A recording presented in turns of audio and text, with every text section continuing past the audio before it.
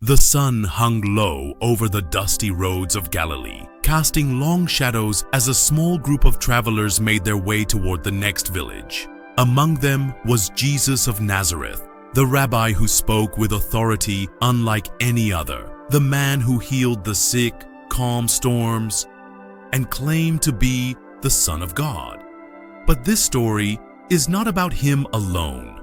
This is the story of her, the woman who loved him in secret, whose devotion was so profound, so unwavering, that it changed the course of her life forever. Her name was Miriam, though few knew it. She was not one of the 12 disciples, nor was she a prominent figure in the Gospels. Yet, her story is one of the most poignant and untold narratives of the New Testament. This is the story of a love that transcended romance, a love rooted in reverence, gratitude, and an unshakable faith. Miriam was not unlike many women of her time. She lived in a small village, her life dictated by the rhythms of tradition and the expectations of society. But Miriam carried a burden, a secret shame that had marked her for years. She had been afflicted with a condition that caused her to bleed uncontrollably, a condition that made her unclean, according to Jewish law. For 12 long years, she had been an outcast, unable to worship in the synagogue, unable to touch or be touched by anyone without rendering them unclean. Doctors had taken all her money, promising cures that never came. Her family had distanced themselves, and her friends had abandoned her. She was alone, desperate, and broken. But then she heard about him. It was a crowded day in Capernaum. Jesus had just returned from the other side of the Sea of Galilee, and the streets were packed with people eager to see him, to touch him, to hear his words. Miriam had heard the stories, how he had healed the paralytic, how he had cast out demons, how he had even raised a little girl from the dead. Something inside her stirred. If I can just touch the hem of his garment, she thought, I will be healed. Pushing through the crowd was no easy task. Every step was a battle, every breath a struggle. She was weak from years of suffering, but her determination was stronger than her fear. She reached out, her fingers trembling, and brushed the edge of his cloak. In an instant, she felt it, a surge of power, a warmth that spread through her body. She knew she was healed, but before she could slip away, Jesus stopped. "Who touched me?" he asked. The disciples were confused. "Master, the crowd is pressing in on you. How can you ask, 'Who touched me?'" But Jesus insisted, "Someone touched me. I know that power has gone out from me." Miriam froze.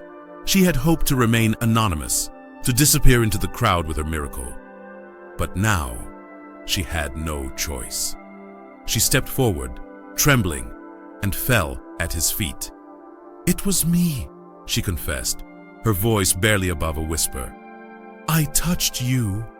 Jesus looked at her, not with anger or reproach, but with a love so profound it took her breath away.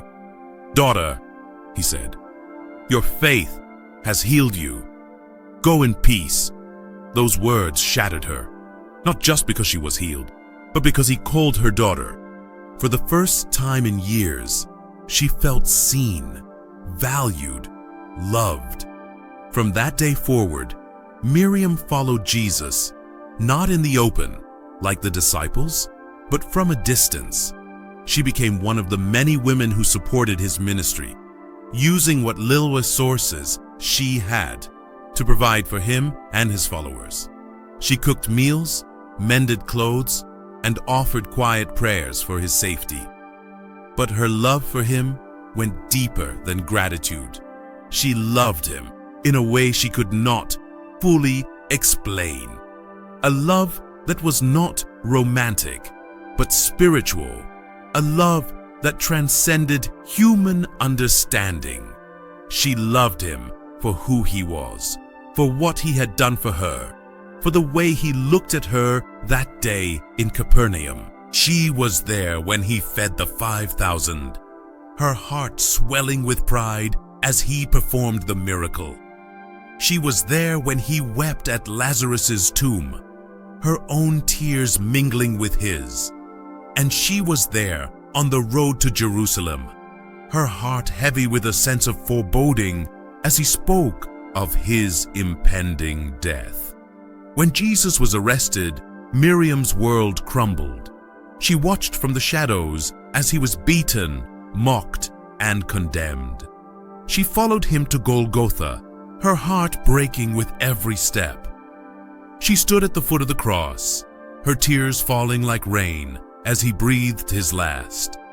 In that moment, her love was tested like never before.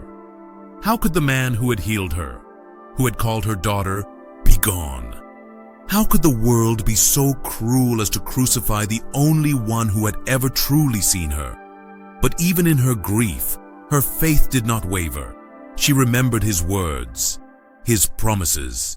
She clung to the hope that this was not the end. On the third day, Miriam went to the tomb with the other women, carrying spices to anoint his body. But when they arrived, the stone was rolled away and the tomb was empty. "He is not here," the angel said. "He has risen, just as he said." Miriam's heart soared. Her love, her faith, had not been in vain.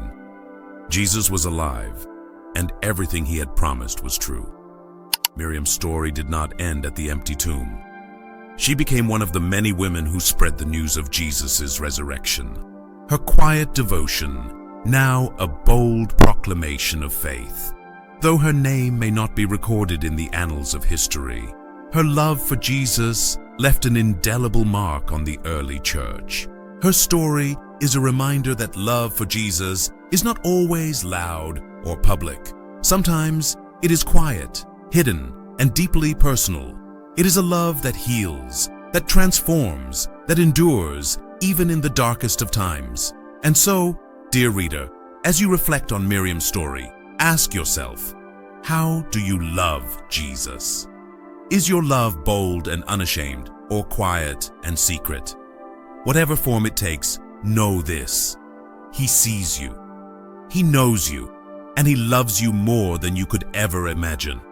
Miriam's story is just one of many. Countless women followed Jesus, each with their own unique journey of faith and devotion. Their stories are waiting to be told, their voices waiting to be heard. Perhaps in the quiet corners of your own heart, there is a story of love and devotion just waiting to be shared. Will you tell it?